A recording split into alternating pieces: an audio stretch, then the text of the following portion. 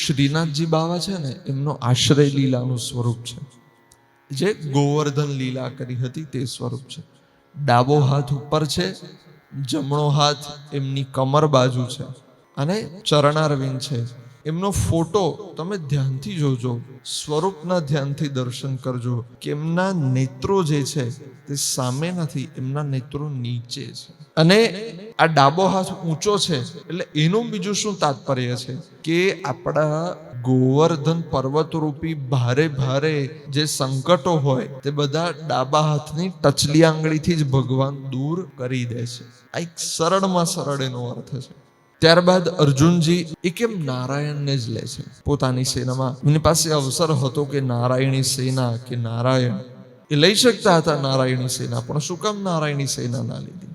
સૌથી પહેલું કારણ તો કે કેવળ લક્ષ્મીજી જ નારાયણના પગ નથી દબાવતા, અષ્ટ લક્ષ્મીઓ જે છે તે કૃષ્ણની સેવા કરે છે.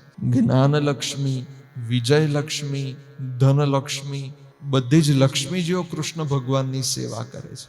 તો જો કૃષ્ણને જ લઈ લઉં તો વિજય લક્ષ્મી આપમેળે મારી પાછળ દોડશે. આને કહેવાય સ્માર્ટ ઇન્વેસ્ટમેન્ટ. અત્યારની ફાઇનાન્શિયલ ભાષામાં વાત કરું તો એક સાધે સબ સાધે, સબ સાધે સબ જાય.